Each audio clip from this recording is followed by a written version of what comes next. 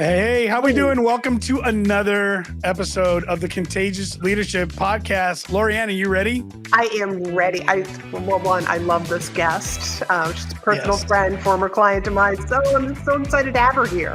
Yeah, same. We had a pre-call sometime back prior to getting the show scheduled, so we got to meet each other. Powerful, powerful story. Listen, This is something you want to sit down and definitely listen to. And I love that you're here. It never changes. Drop a hashtag live if you're watching live, hashtag replay if it's replay. But I mean this. This is an individual you're really going to want to pay attention to and listen to. The story is powerful. It's going to move you, and it's going to help you understand if you are living a life of purpose, okay? Are you living a life of purpose? We're going to be right back in 30 seconds with our guests.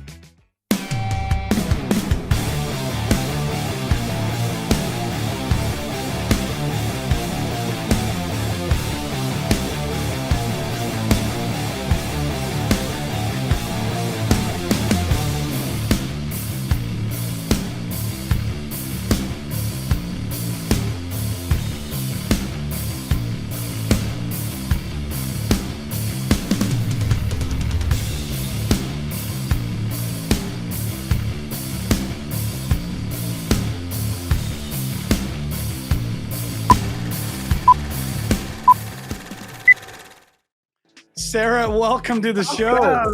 Hello. And hello over the pond. That's right. So help our audience know, where exactly are you at right now? I am in Oxford, England, so about an hour outside of London. Awesome. So different time zone, and so I am really, really grateful that you're here and you're willing to share your story with us. So there's a lot about you. You were introduced to us by Laurie-Ann. Love the story. And, listening to it, it makes a lot of sense. And I want to get into this because I think that so many individuals, especially after all the things that's been going on all over the world, and, we're seeing things in the news still, it's up and down, but we get to these points where we experience anxiety and burnout and all of these elements in our life. And, I think it really comes down to understanding if we are truly living a life of purpose. And I got that from listening to you and your story. Would you be willing to share with our audience how you got to this place and why we're going to get into this aspect of burnout and how to avoid it in this new 2023? Absolutely. It's 8 years since I had one of those moments that you would describe as completely life-changing. But I'm going to take you back about 3.5 years before that, when, I had the Instagram life that we would see of an influencer now. If you check my Instagram, it was full of business class tickets, flights. I was traveling the world.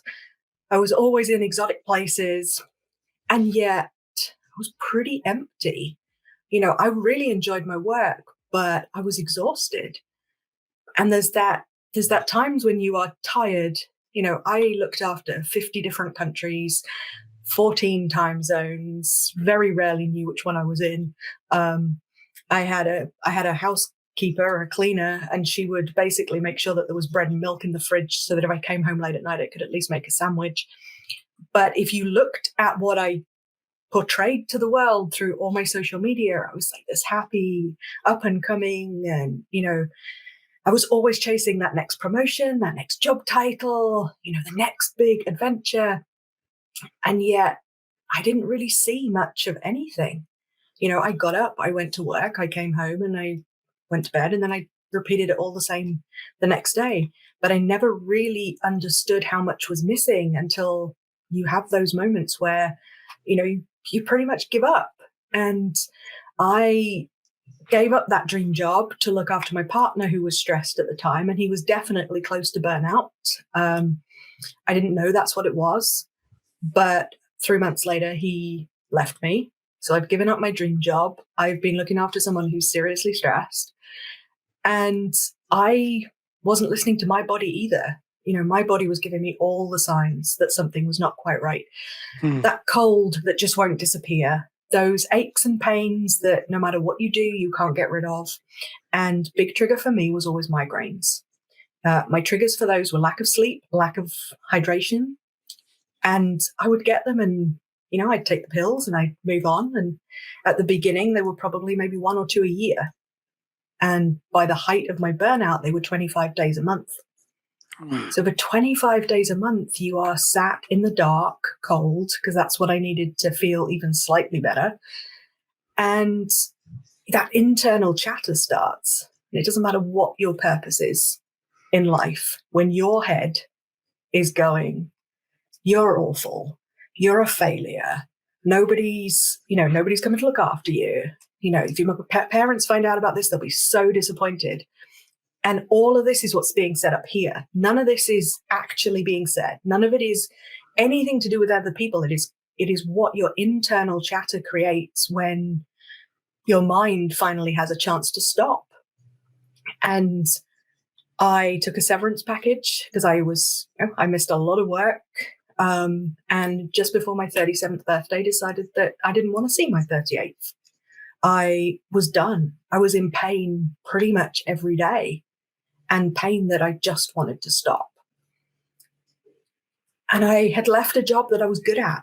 I left a job that, made me a lot of money, but I was definitely not living anything close to my purpose. And by the time I left the company, you realize that your values haven't been aligned with theirs for quite some time. Now, when I joined that company sort of 7.5 years earlier, our values were very much similar. This was a company that I believed in. I believed in what they were going to do.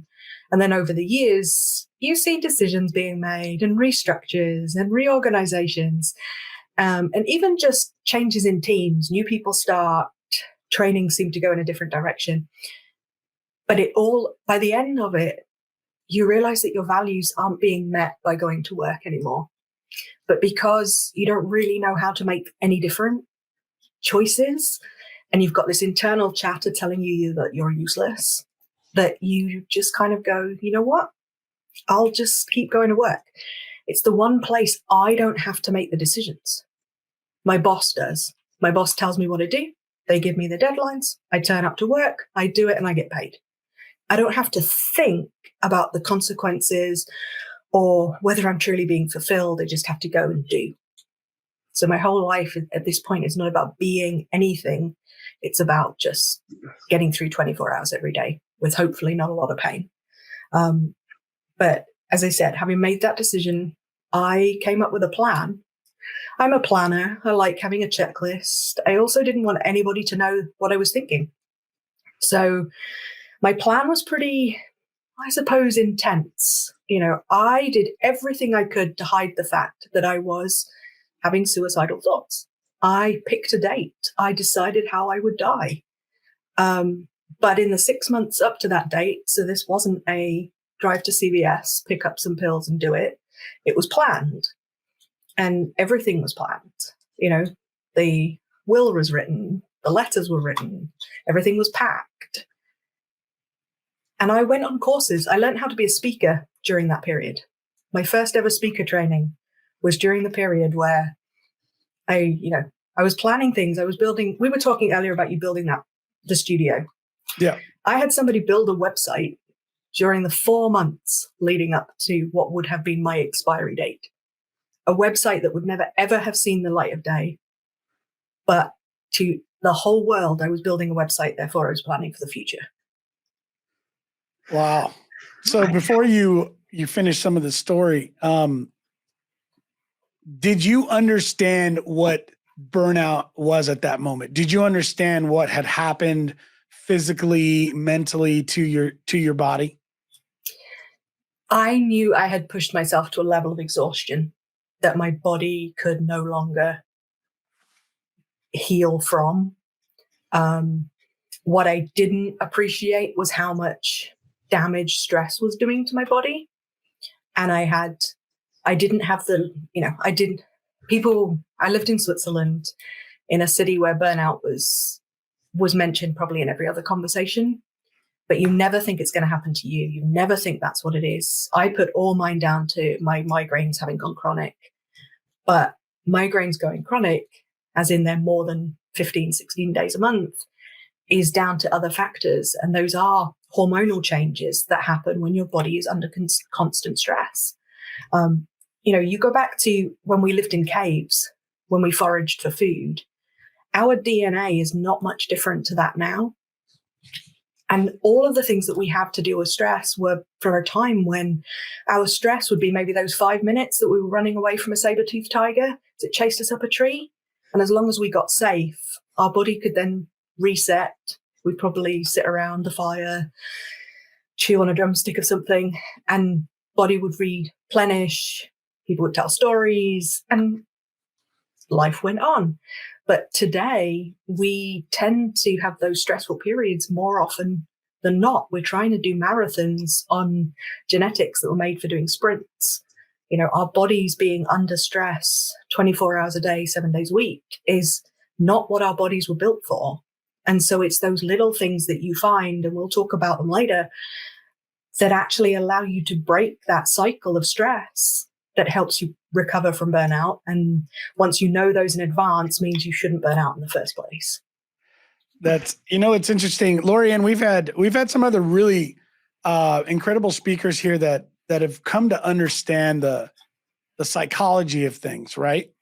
And it's interesting how we put ourselves in situations that we don't even realize is bringing us back to this primal aspect of how we would respond, right? And we're thinking, you talk about a saber tooth, Sarah, but we don't have saber. We're not being chased by saber tooths, right? But the mind doesn't know the difference from the stress that it does in ourself, right? And you were talking about this shame and this attack to yourself and this, loss of self-worth.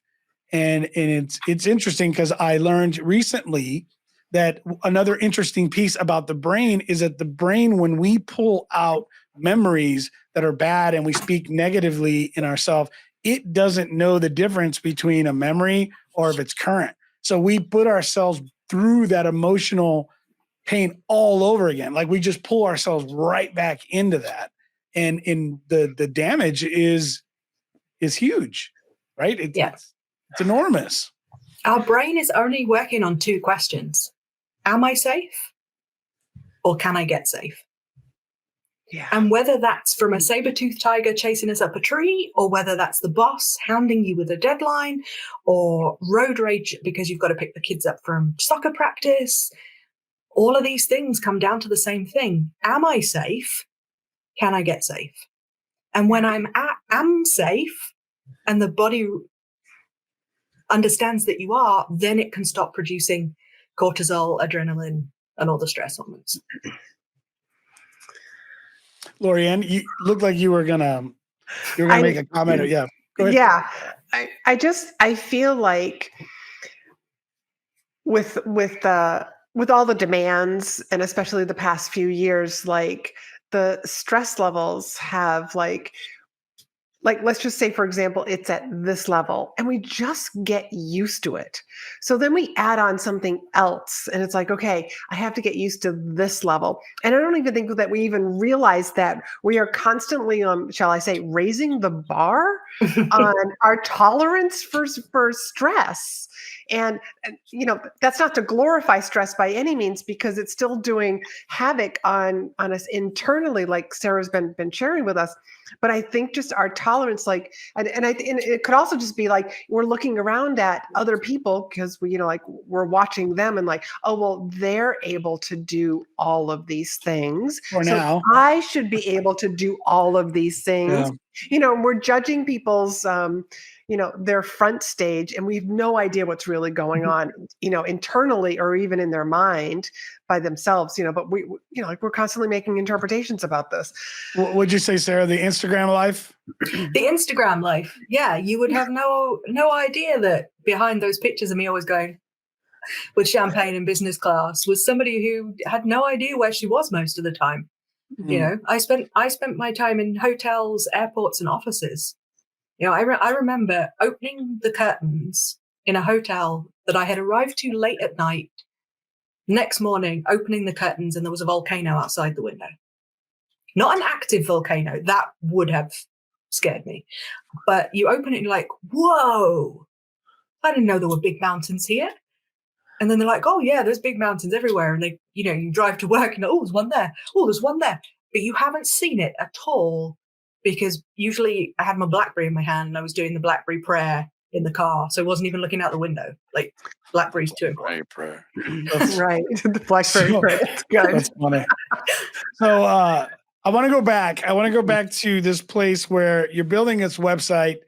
You have made a decision. You picked the date, but you're a planner. So you're planning the end. Mm-hmm. And you're going out. You're even getting training. Where are we at now? Let's continue down this path, Sarah. Yeah. So I had decided that. So when I had first taken the severance package, I went to Vietnam for 2 weeks. I spent the time at an orphanage for disabled children, and I found a peace there that I hadn't experienced in a very long time. Mm-hmm. And that then translated to that was where I was going to end my life, because all the chatter, all the stuff I was telling myself, all those beliefs that I had about being unsuccessful, worthless, useless, nobody wants me, I'll just disappoint people, all those things. When I was in that room with those children, I could still catch a ball, I could still hug somebody, I could still make somebody laugh, and I could paint nails and sharpen pencils. That was my skill. And I was like, you know what? I want to go and do something. I want to go and be useful. I want to give as much love as there is left in my heart. I just want to give it to these kids. And that will be my gift to them. And then it'll be finished. And so, yeah, you go through that whole period of everything being your last. It was the last flight I was going to take. Mm-hmm. It was the last time I was going to go through immigration. It was the last bus ride. It was, you know, everything in that was the last. And I planned to be in Vietnam for 3 months. And at the end of January would be my expiry date. And about beginning in December, I realized it's going to be my last Christmas. You knew this. I mean, you were already saying this was the last. So were you picking up those moments then? Were you experiencing those moments at that time? I think from the moment I arrived at the orphanage, for the first couple of months were pretty dark. I was not a nice person to be around. I isolated myself a lot from people who were my friends.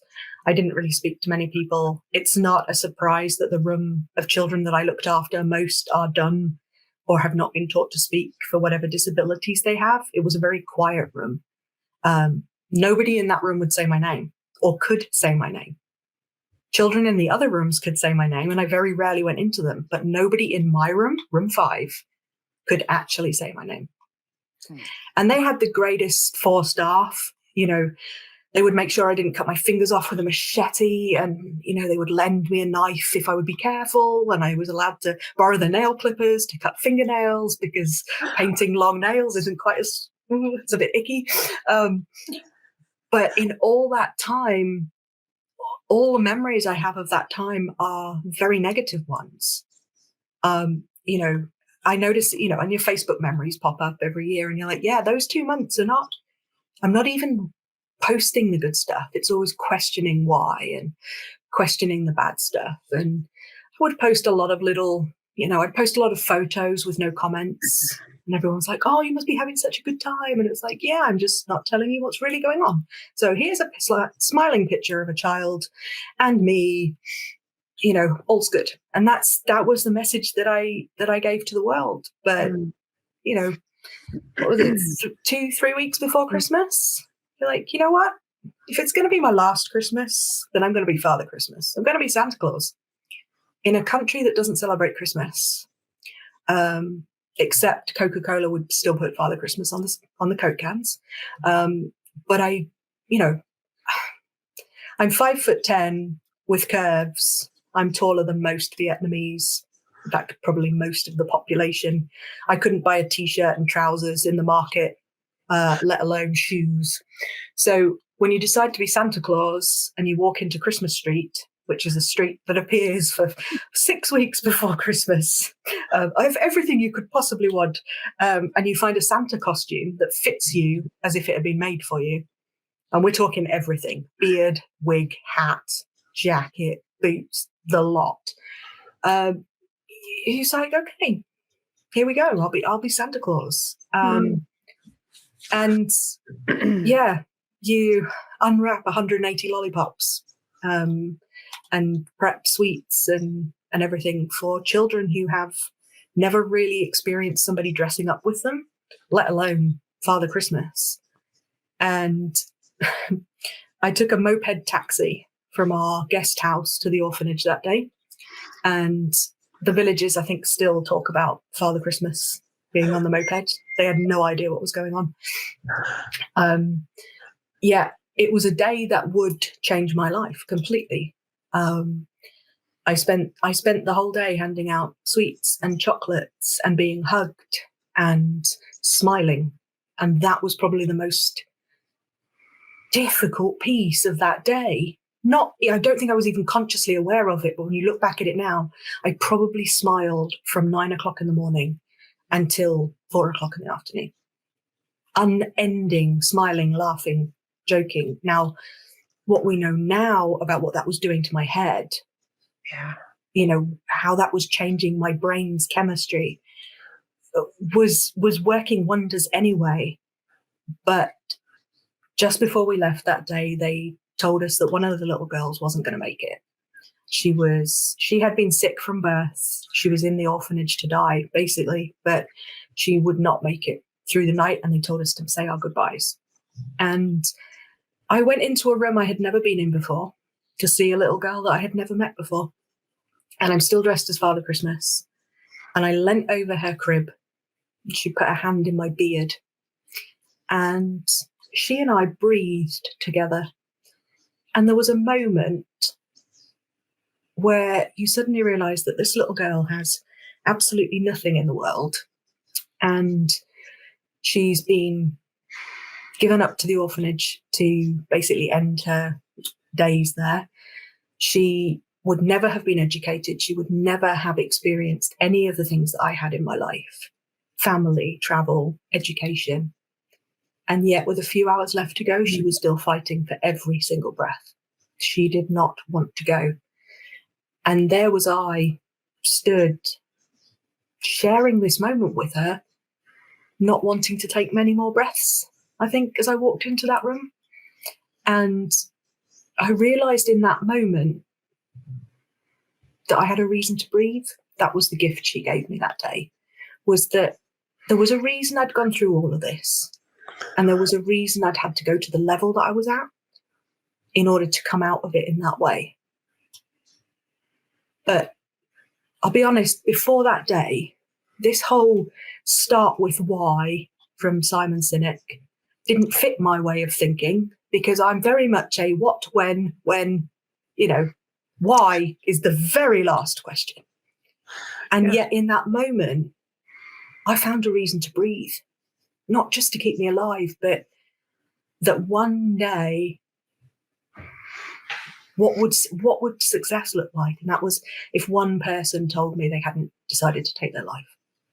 You get that testimonial, you get that email that says, because of you, because of something you said, because of something you have done, I've decided to take a different path in my life.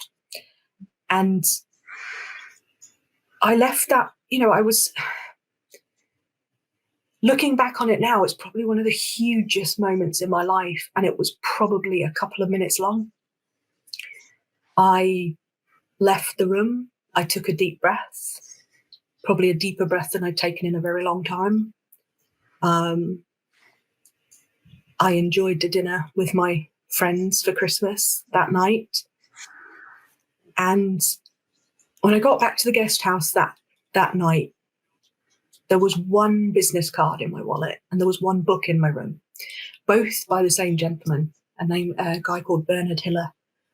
And I hadn't got on with him. I'll be completely honest. He was one of those people that you meet and go, if I never see him again, that will be too soon. And yet his was the business card I had. And he had written in the front of the book, "The bigger the dream, the better the life." And the book was called "Stop Acting and Start Living." And I sat there with this book and this business card, and I had that moment that Microsoft gives you when you decide to delete a file. And it says, "You would like to delete this file. Are you sure?"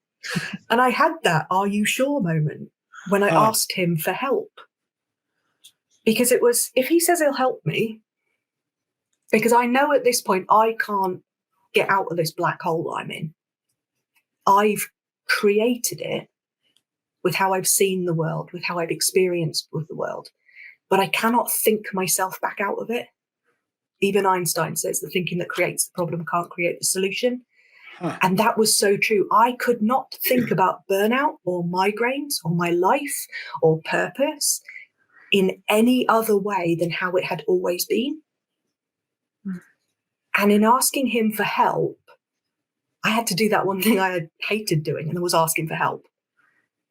But it was with the caveat of, if he says yes, then it's parfait. If he says no, that was the sign. Yeah. If he says no, then this was maybe just the universe testing that I really wanted to go through with my plan. Are you sure? Huh. Are you sure? Oh, I think about that little girl and how you said, somebody had sent her to the orphanage and she was sick. And and I know that we're going to talk a little bit more about purpose, but her connecting with you is probably her purpose, why she was here, so that she could make that difference, in your life. And it's in the ripple effect of this little girl, because of what you're doing now, Sarah. You are speaking up about the stuff that hasn't been spoken about. Yeah, and it's one of those, I will never forget the gift she gave me, but I think she also opened my eyes to all the gifts sort of around me. Mm-hmm. That every single one of those children gave me a gift every single day, whether it was a little smile or something funny that they would do, or how I would see them treat each other.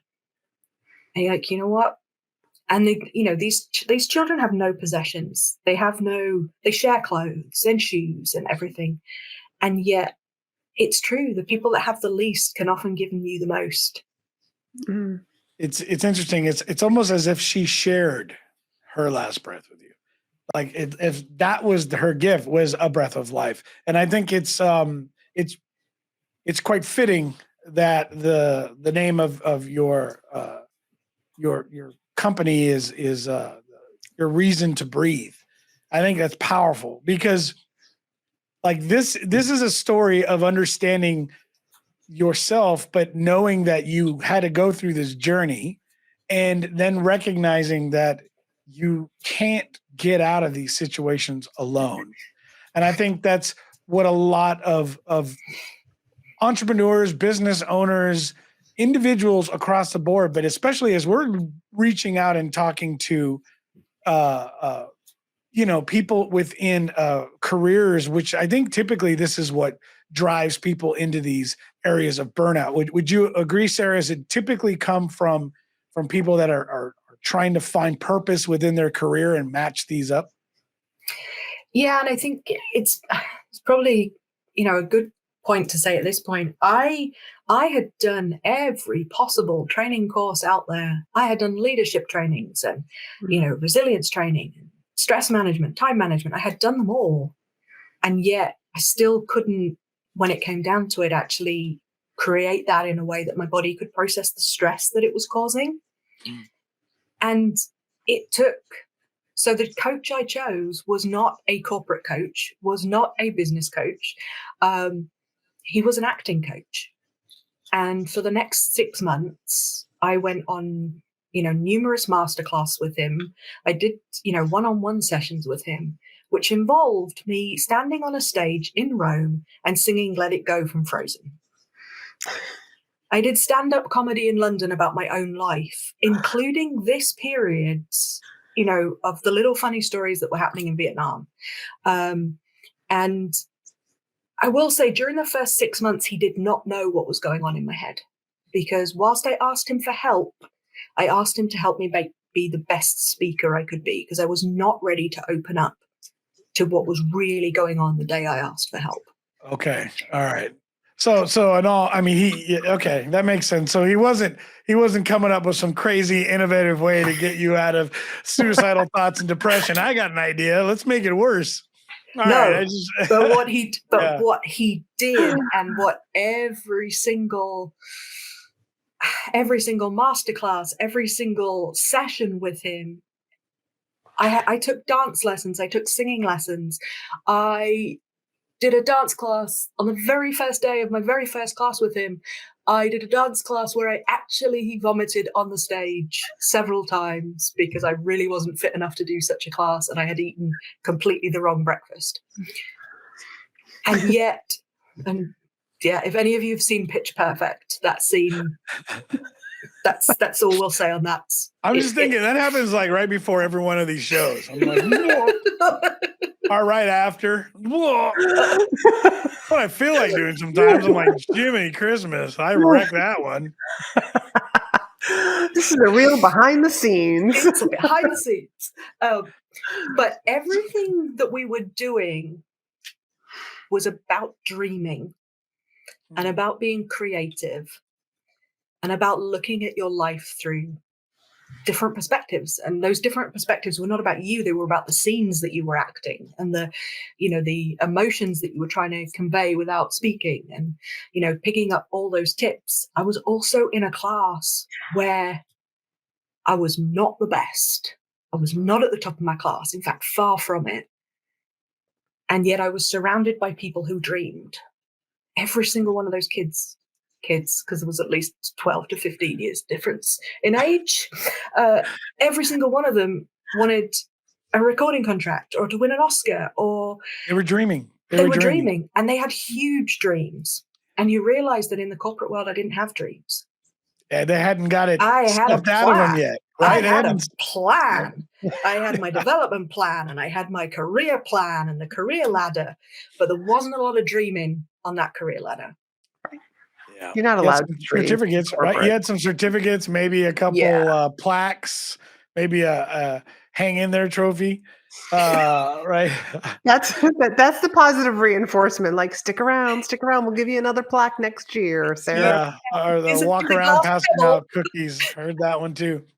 So now, fast forward. Now, this, what I think is powerful is when these stories come from real, authentic experiences like this, because there are things that we go through in our life that you cannot express in the right words. There is almost a language of pain that someone has to have journeyed through that same path, right? And it's only understood by others who can speak that language. And it's not to disregard anybody that's working towards helping people, but I think this is where that authenticity really comes into play. And you were there, and you understand the path. You know the steps, right? And you can walk with somebody through it. So now talk to us and talk to our audience about how you're making changes today and how you're working with individuals, how you're speaking and sharing this story. But more importantly, you're actually now helping and showing others how to avoid these situations, correct? Yeah. So like I said, it was about 6 months into my own healing journey that the real story came out. Mm-hmm. Simple question at the end of a week long, we were at a film festival in a place called Ischia, and we had spent every night on the red carpet. We had spent every day doing dance classes and listening to actors and directors and script writers tell their stories. And I think when you learn to just listen to people as they tell you your story and not always try and, you actually let yourself just hear what people are saying rather than trying to, process 10 days down the line, or what am I going to be doing next week? And there was the morning that I eventually told my story. There was a gentleman called Lee Daniels, and his story hit me. It really made me see authenticity, vulnerability, and all those things. And like I say, I'd never ever planned to tell anybody my story. That wasn't what I was supposed to be doing. That wasn't that wasn't my plan. Now that I was not going to end my life, what was my life going to be? Well, I was going to teach people how to be successful in all these small markets around the world. And then I was going to teach people how to be an ethical leader. But all the time pushing down this story of what was your reason to breathe and helping people find theirs. And eventually I stood up and I told my story. And straight afterwards, 2 girls stood up and both admitted to, one had an eating disorder and one had been abused. And both of them went on to get the help that they needed. Now, it was probably another 1.5 years before Your Reason to Breathe finally formed as it is now. But in telling that story and seeing how it could help other people, was you see this need for people to see that there are other people that are not okay, that it's okay to not be okay. And that sometimes you do need to say that you are not okay for other people to help you. So I had very much, written off every friend and family member I have that they would, I had assumed, I had made all these beliefs about they would be disappointed in me. And yet when I actually opened up to them and said what had been going on, without exception, it was, I would have been there in 5 minutes. I would have sat with you all night if I needed to. We would have been on the next flight. So people don't know that you need help until you tell them that you need help, especially if you have been putting on this mask of strong and successful and unflappable and an Instagram story that says, my life is wonderful. And I think, like, when you told your story and those 2 women who stood up and said, here's what's really going, it's like you opened the door for them to say, this is what's going on with me. Like, I'm sure that because we have like this Instagram life that everything is beautiful. And then we finally share, like, here's the shit that's actually going on in my life. And it lets other people like, oh, it's okay that my life is not all together, that I haven't figured everything out by the time that I'm 22 or 25 years old, like this exact pathway. I think that there's so much power in story, in everybody's story, but you opening up about, and just that vulnerability moment, where we actually are just honest with ourselves and then honest with the people that are around us. And you've actually seen like the results of what happens when you do that. I mean, you've gotten emails from people who were in your audience when they hear you speak. Like just starting with those 2 women that you changed, like, right then and there. And those are the ones that said something. Yeah, absolutely. Right. Because I mean, like any of us, right, we get impacted by what people say, and down the road, we think about it. Sometimes information we get doesn't always make a lot of sense until later something sparks it, and then you make the connection. You're like, oh, okay. Well, and that's exactly what Sarah said, where it still took another year for Your Reason to Breathe to come to life, to get started. Like, that you knew that this is part of your purpose. This is why you're here, is for Your Reason to Breathe. Yeah, I'm sorry, Sarah, go ahead, please. I think you do hear things. I had been in a room with Bernie coaching me on how to be a speaker 4 months before I actually asked him for help. Didn't connect with him, didn't feel comfortable about him, didn't see that I would ever work with him again. Now, granted, at that point, I wasn't planning to be around for 4 months later, but when it came to then asking him for help, I needed somebody that I didn't know. I needed somebody who was not connected to my world in any way. because that gave me whatever it was I needed in order to be able to open up, that security that I wasn't going to be outed, or he wasn't going to meet my mum in the supermarket and tell her that I was going crazy and all these things. But I had to be ready to make that move. And I think, you can see people, I've had people in my audiences 3 or 4 times. And, first couple of times they won't bat an eyelid. They won't even say hello. They almost look disinterested. And then you'll see them again, maybe 6 months later. And there's a definite change. And eventually they'll come and ask you something, or they'll email you. And they were in the first audience that you spoke at that conference. But there is a time that everybody will get there when they need to. Right. And very much when we're helping people and when we do open up about our own stories, you never know who's listening. So whatever we've spoken about today will be what somebody in the audience needed to hear. And that's about every audience, whether it's talking to your kids in the morning, talking to, other parents, talking to colleagues at work. At some point, the conversation will click and people will be in a position to want to change or to want to talk.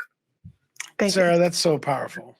That's so powerful. And I think, Laurie-Ann, as a public speaker yourself, I'm sure you're like, yes, that's right. Your story matters, right? Yes. But it does, whether you're a parent, telling the story of a parent and grandparent, telling the story of your family to your children, right? Through your mouth, right? Whether you're not just writing it down, and I'm not saying that's bad, but when it comes from somebody, when you hear their story, when you see their eyes, when you hear the tonality in the voice, when you can connect with something emotionally, I think it's powerful. Sales, marketing, whether Everything it's the show is about. everything. It's story. Like, this is human. To me, story is, human history, and it goes back from, this is how we pass things down. But I love how Sarah said, like how you just mentioned that, it doesn't matter what size your audience is, because you're right. Your audience can be your 2 kids at the kitchen table, and telling a story they'll never forget. Yes. It'll Standing make in your sense grocery 30 years line, down the road. Yeah. talking to a stranger, and so do you think, Sarah, after telling your story so many times, do you think like tapping into our story is how we find our purpose? For me, I had to go through the experience, heal from what had made me burn out before I could really conceptualize what my reason to breathe was. So for the first 18 months, 2 years after I came back from Vietnam, I was still very much holding on to what had previously been. So looking at it from, well, how do I have as corporate a job? How can I create as corporate a job for myself, but not have a corporate job? That was my first plan. And then it was, well, I'm going to speak at all the conferences that people I know would attend, because that'll mean that I'm a really good speaker. And that's where my message should be. But it was still all linked back to what had actually caused it all in the first place, in that I wasn't living in alignment with my values, and I wasn't making decisions in alignment with what was important to me. And so when I actually had the opportunity to write for a chapter for a book called Activate Your Life, that's, it was walking along a beach in Rhode Island with a friend of mine, and she asked me something along the lines of, but how would you actually help somebody? And we walked for silence for quite some time after that. Damn it, that's a good question. That's a really good question. I have not thought of that before. So I'm just going to pick up this pebble and I'm going to ponder. I'm just going to give the impression that I'm deep in thought and I'm pondering. Maybe next week. You have to earn the answer. You have to earn the answer. And with it, well, the other thing was the deadline for the chapter was like 2 days later. And I had at that point written nothing. Got it. Nothing like a little pressure. Nothing like a little pressure. And in that question was, what do I really want to do? Mm.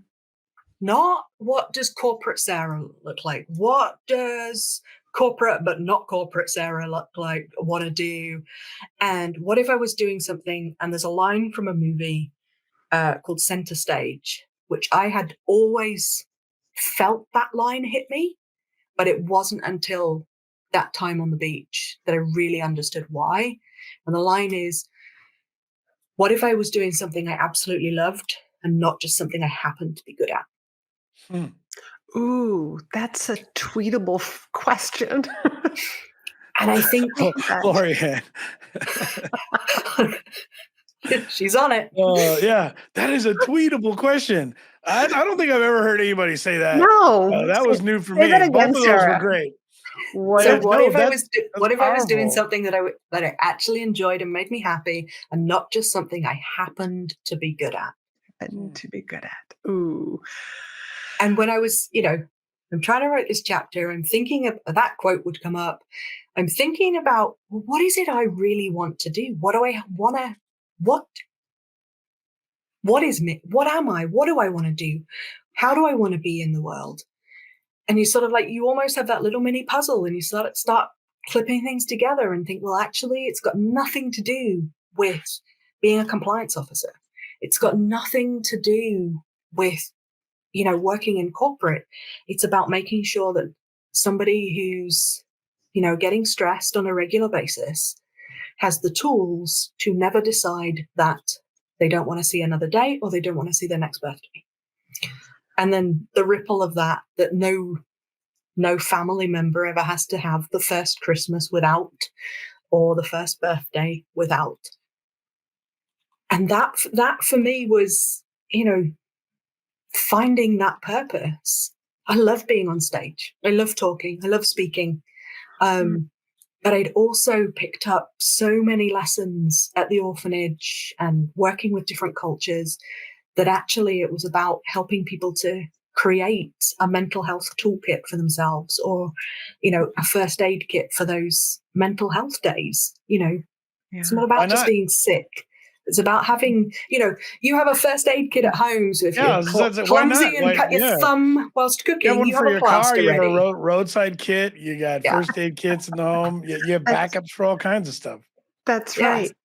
So, Sarah, what are some of the things? I mean, and I already know that you have a quiz that we can talk about after, but what are some of the things that, or activities, or like homework assignments, if you will, that you help your clients go through? I mean, so that they can almost recover, or even recognize that they're in. Yeah, that's what I was going to ask too, Laurie-Ann. So that's a good one. Yeah, how does someone recognize that they're getting in that space?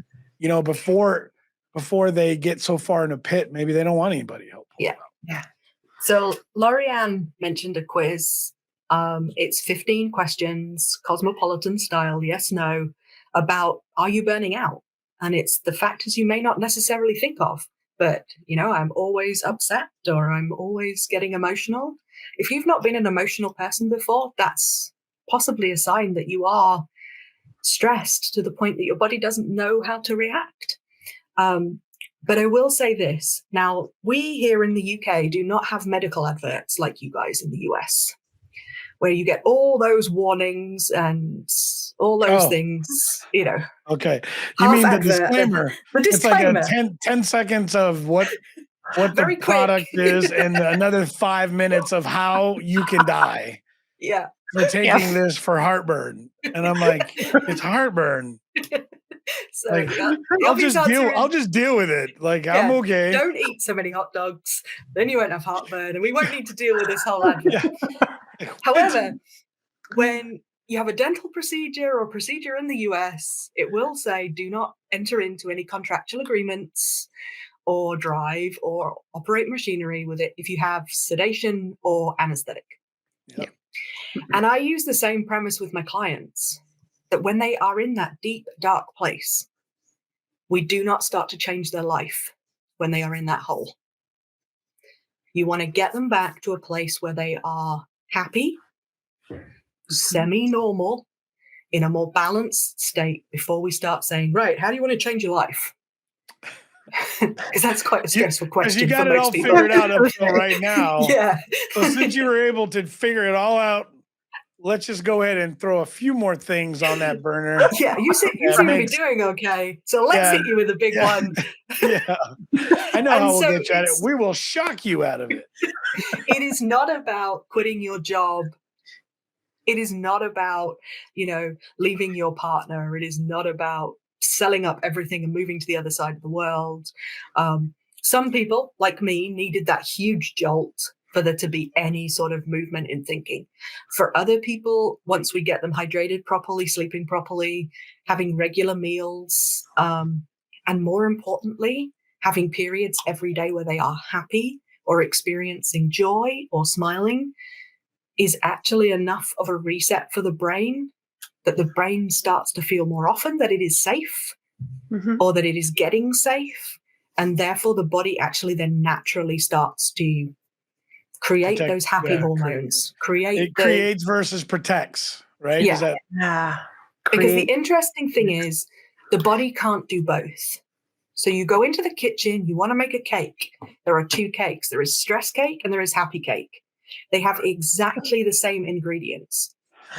And that is our brain. So if our brain is creating oxytocin, serotonin, dopamine, endorphins, move around, listen to happy stuff, laugh, all these things, you cannot be stressed. It does not have the building blocks to make a stress cake when it is making a happy cake. Now, that's also vice versa. But the more you can make those little happy cakes, then your body has time to stop and actually reset for a while. And we're not talking about it needs 6 hours a day of you being happy. No, we're talking like 30 seconds. It's that short circuit of the brain going, oh, we're safe. Yeah. And sometimes all you need to do is say that. It's a little bit of a mantra. I am safe. I am safe. I am safe, and I'm making a happy cake. I like that analogy. No, it's fine. It's true. It's true. You can't make both cakes at the same time. I'm sorry. I just start thinking of young children making cakes. I don't know why, but I'm just thinking, and then I'm thinking mud cakes. Maybe it's not mud. Maybe it's my 4-year-old with a different kind of mud making a cake out of that.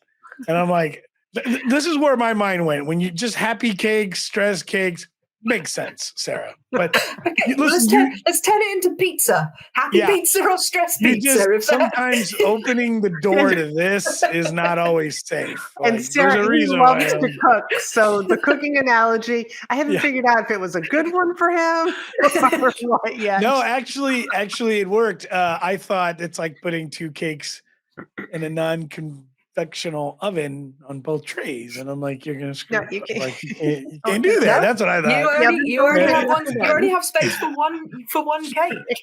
Yeah, no, honestly, Sarah, all of it makes sense. But and I think that's powerful. I mean, to understand that and really like recognize that there's only space for one.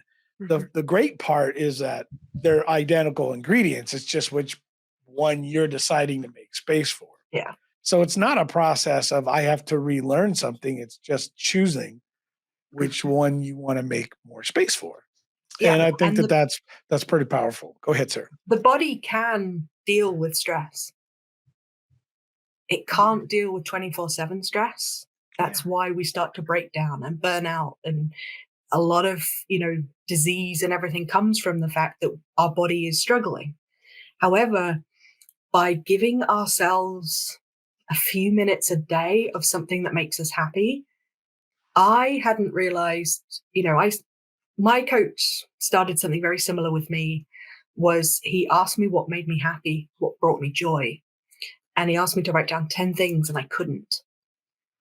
And eventually he said, well, what did you used to do as a child? I was like, I read books. And then you look around the room and you're like, there's not a single book in the room that I was staying in. And I realized I hadn't for 3 or 4 years read a book. I had always bought a book and put it on the shelf. On my next vacation, I'll read the book. Or when I finish this project, I'll take time to read the book. But that first day you pick up a book, I couldn't even read one paragraph. It was so exhausting. And yet you get to a whole page, you get to a chapter, you make it to 5 minutes. By the end of it, 30 minutes reading every day is my go-to. And I notice by 8 o'clock, 9 o'clock at night, if I haven't read 30 minutes, now it can be broken into little things. You don't have to just sit there for 30 minutes. But I know by the end of the day if I haven't had my reading time. And it's finding that for people that actually allows them to have 2 or 3 minutes where they just switch off completely. Or, they've always got a commute, finding something that they can listen to or interact with that stops them thinking about work, stops them thinking about the stresses of things. And that's, we talk about these first aid kits, and you mentioned it earlier, the brain can't go between what is real and what is memory. Yeah. Well, it can't go between what is real or what is planned. So I have clients whose thing to make them happy that's a good point, Sarah. Well, that's a really good point. I didn't really think about it that way either. I was looking at the negative side, right? Don't bring the negative back. But when you have a client who says to you, well, the one thing that makes me the happiest in the world is scuba diving, and you live in Oxford, England, which is at least 3 hours to the sea in any direction, and not particularly a sea that you would want to scuba dive in. Just say it's cold and just throwing it out there. Not very many nice fish. But when you then get them to plan, where would you go? Yeah. If money was no option, time was no option, who would you travel with? Where would you go? What would you be doing? Even go and look on Expedia and look at where you would travel from and which hotel you would stay in. There is the power behind, people will recognize it as vision boards or visualization. Yeah. The body doesn't know that you got on the plane or not. Yeah. I love that. So you're saying we live it in the Matrix? Yeah, pretty much. That's what is that what you're saying? Are you saying that this could all be just maybe artificial reality, all augmented? And I'm not really struggling through allergies right now. This is another show. For me. No, but listen, there is like, man, I'd love to get like some crazy scientist, who understands this stuff. But luckily, they all write books, and we can go read the books and get the same damn information without the 20 years of research. Here's the cool part, though, is the mind works in such an amazing way, and we're all guilty of not aligning ourselves up with it, right? It's the most powerful engine and tool we have.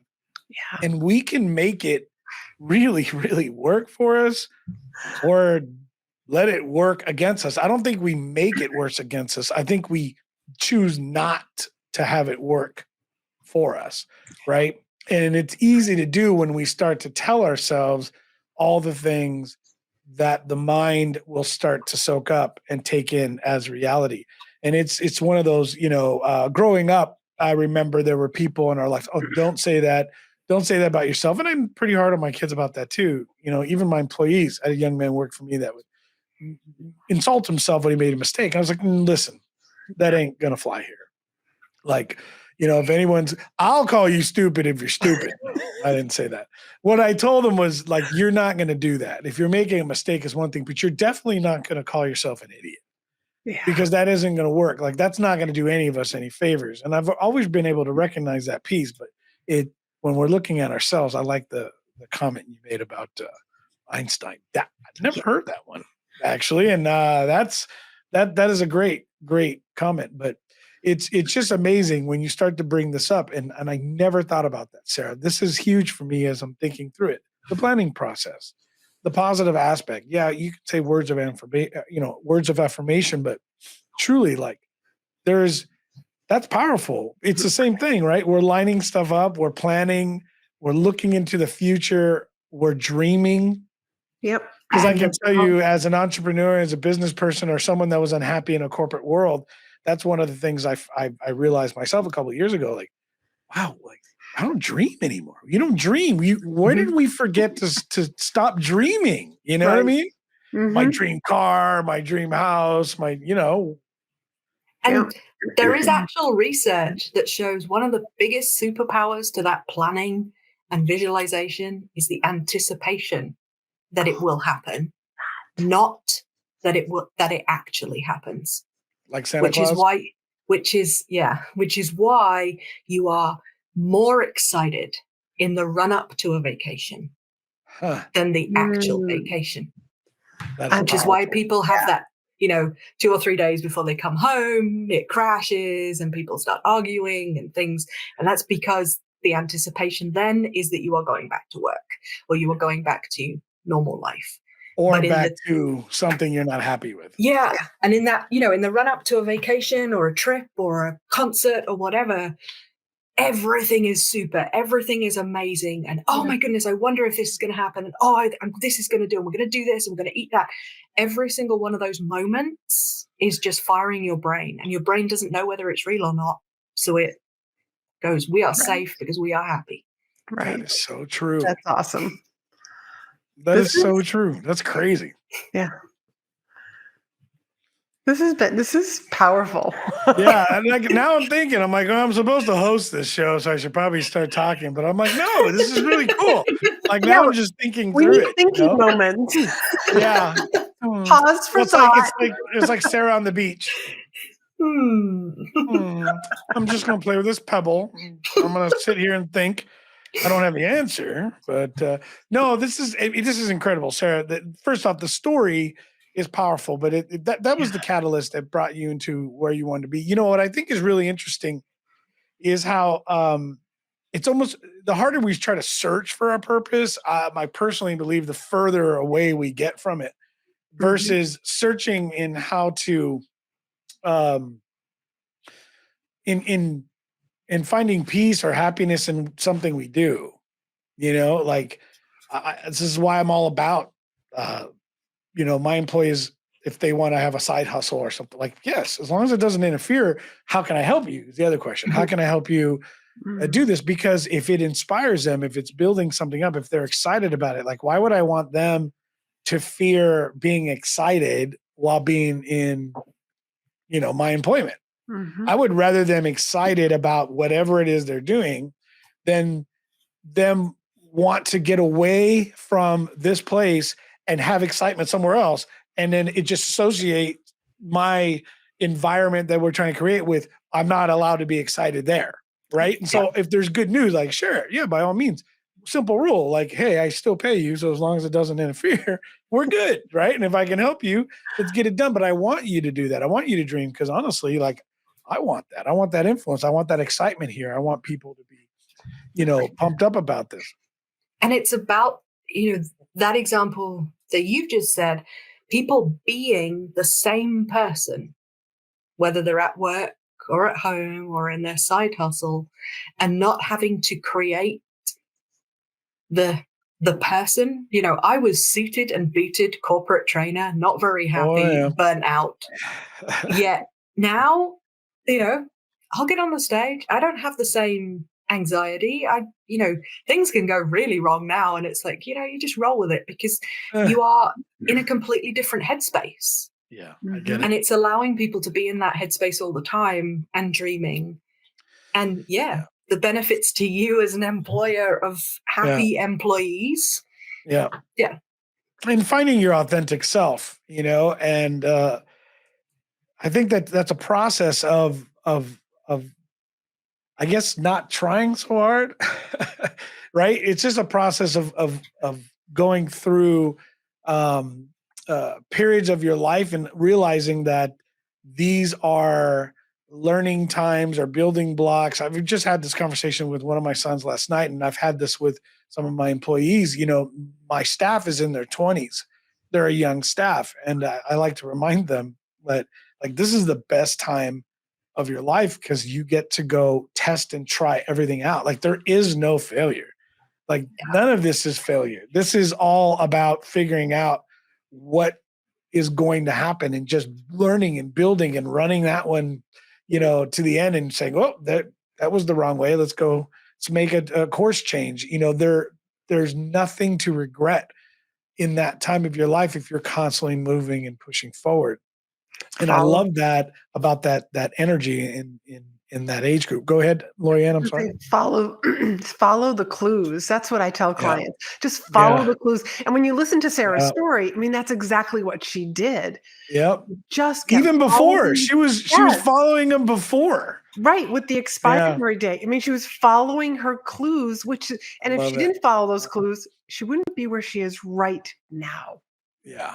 No, I think it's powerful. And I think it's awesome that you do what you do today. So tell us more about the business. How do we find you? How do our listeners get to understand how you're helping companies and individuals today? And we'll put some stuff in the comments and whatnot. We'll put stuff in there for you, for those that are listening and watching right now. But tell us where to go.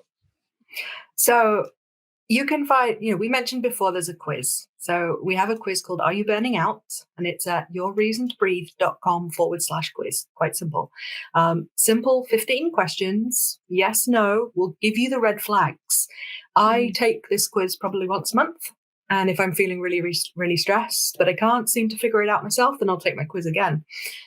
Just to give me the heads up of which part of what I'm doing is not quite working for me. In that quiz, there is the option to connect with me. Once you've taken the quiz, if you want to have a discovery call, then the connections are in there. Otherwise, you can connect with me on Facebook at Your Reason to Breathe and LinkedIn at The Sarah Ross. There's tips and hints on there about various parts of burnout, how to prevent it, but also how to be burnout free. I love it. Yeah. So you've been a great sport. This has been an incredible episode. Honestly, it's gone by a lot faster than I thought, and we could do this for much, much longer. But Sarah, you've just been incredible. I want to give you and Laurie-Ann each an opportunity to just have a final thought as Donnie starts wrapping stuff up for us, so we can get out of here. I would just share. I mean, it's been one of those emotional roller coaster episodes, but I want to encourage people to as this year is just getting started, to really start to think about are you burnt out? Take Sarah's quiz, learn from her, follow her, because you will be a better husband, a better wife, a better employer, a better leader. But if you don't take care of yourself, like they say on the airlines, put your oxygen mask on first, because otherwise that's the only way that you can help other people. Take care of yourself. Thank you so much, Sarah. Sarah, can you leave our audience with a few words? Yes, please. So I always finish all my talks in the same way, and that is to trust your journey. Just don't forget to breathe.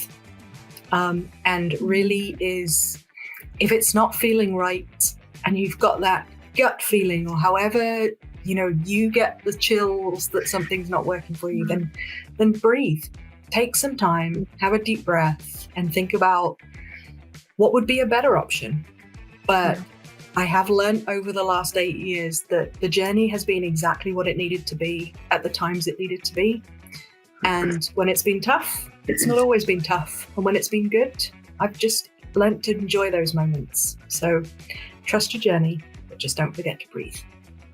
Thank you. Thank you. Sarah Ross, thank you so much. I appreciate it. Round of applause for Miss Sarah Ross. So listen, if you want to know more about Sarah, if you want to know more about burnout recovery and about how this works at every level, personal, relationship, business, please, by all means, reach out. We'll have some stuff in the comments. Find Sarah, connect with her. And I know I'm going to try out the quiz, but I love the comment that you made, and it's understanding and listening to your body. There's a lot of times that, sometimes you wait too long. And I can tell you, most of us understand, we've gone through this in our own lives and experience. There's we know the signs, we know the the sounds and everything that our bodies and our mind and our hearts and spirits want to tell us, and we just decide whether we want to listen or not. But we know it when we hear it. So anyways, you guys, thank you so much for being here. We appreciate it. Again, this is the Contagious Leadership Podcast. I'm Rigo Murillo. Laurie-Ann, the one and only, and our special guest, Sarah Ross. Thank you guys again for being here. God bless. We will see you guys next week. Same place. Have a good one. Donnie, why don't you send us out?